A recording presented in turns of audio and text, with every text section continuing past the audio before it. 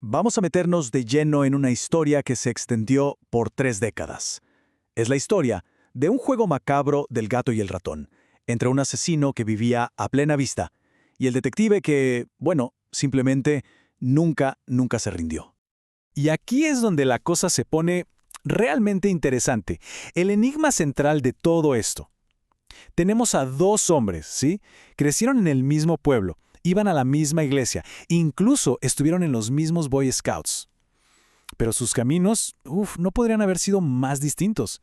Se convirtieron literalmente en el reflejo opuesto el uno del otro. La luz y la más profunda oscuridad. A ver, esta historia no arranca solo con un crimen. Empieza mucho antes, con las decisiones que tomaron estos dos hombres, Dennis Rader y Kenny Landwehr. Sus vidas, sin que ellos lo supieran, ya estaban en curso de colisión desde el mismísimo principio. Ok, vámonos a enero de 1974. Imaginen una ciudad donde la gente casi nunca cerraba la puerta con llave. Así de tranquila era.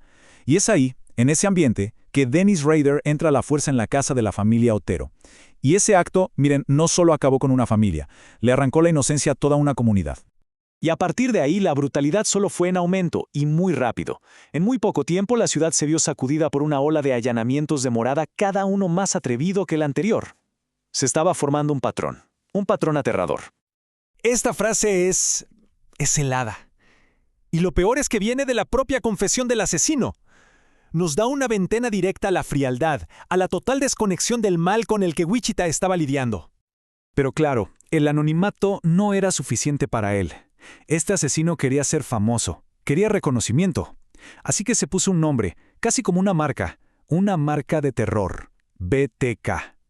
Estaba transformando sus crímenes, algo privado y horrible, en un espectáculo para todo el mundo. Pero mientras esa sombra se apoderaba de Wichita, recordemos esa imagen del espejo. Del otro lado, se estaba formando el cazador.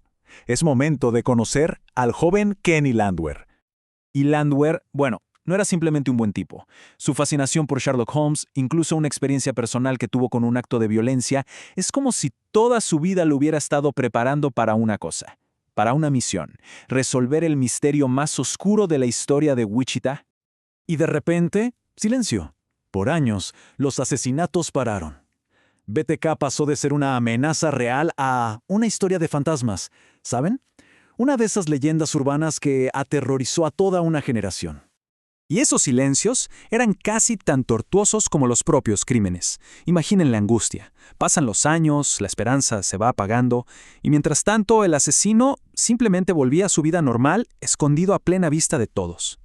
Y aquí viene lo que de verdad da miedo, la verdad más aterradora de todas. Rader no era el típico ermitaño raro que vive al margen de todo. No. Él era el presidente del consejo de su iglesia, líder de los Cub Scouts, un esposo, un padre. Su vida normal, esa era su máscara, su camuflaje perfecto. Esta frase de aquí resume perfectamente la presión brutal, la frustración increíble que sentían los detectives. Gente como Al Stewart, que quedó pero tan atormentado por este caso que, años después, se quitó la vida. Así de profundo era el impacto. Pero después de más de una década de silencio, el fantasma decidió que ya era suficiente. Su ego, su enorme ego, simplemente no podía soportar que lo olvidaran. Y cometió un error. Una sola carta. Eso fue todo lo que se necesitó para que uno de los casos sin resolver más famosos de Estados Unidos volviera a la vida. El fantasma estaba de regreso. Y ahora sí, el tablero estaba listo para la jugada final. ¿Pueden creer la arrogancia? BTK le pregunta directamente a la policía algo técnico. A la policía. Sin saberlo, les estaba dando la mismísima oportunidad que llevaban 30 años esperando. Entonces la policía, muy astutamente, le tiende una trampa digital. Y el ego de BTK lo hizo caer de cabeza. Fue un giro increíble en la historia, ¿no creen? La tecnología moderna del siglo XXI, junto con el trabajo de detective de toda la vida, convirtió la propia voz del asesino en el arma que finalmente lo atraparía. Y de repente tenían un nombre, Dennis, y un lugar, la Iglesia Luterana de Cristo. La red se cerraba. Todas esas décadas persiguiendo fantasmas estaban a punto de llegar a su fin. Y la ironía de todo esto es que la pieza final del rompecabezas no la dio él, vino de la misma familia que usaba como fachada. Una prueba de ADN familiar confirmó, ya sin ninguna duda, que Dennis Rader era el hombre que buscaron por 30 largos años. 31 años. A ver, detengámonos un momento a pensar en esa cifra. Es toda una vida de miedo para una ciudad entera, y toda una vida de obsesión para los detectives que simplemente se negaron a rendirse. Y el final no fue un tiroteo dramático, fue algo tan simple como una parada de tráfico. El 25 de febrero de 2005, el monstruo que aterrorizó a Wichita por generaciones fue detenido sin oponer resistencia. Era, al final del día, solo un tipo normal volviendo a casa de su trabajo. Y Landwehr, en el momento de su mayor victoria profesional, lo primero que hizo fue asegurarse de que el foco estuviera donde debía estar, en los nombres de las víctimas. Las personas por cuya memoria había luchado durante tanto tiempo. Así que esta investigación no solo cerró viejas heridas, es casi seguro que también evitó que se abrieran otras nuevas. Y esta frase lo dice todo. Ahí está el núcleo de su motivación.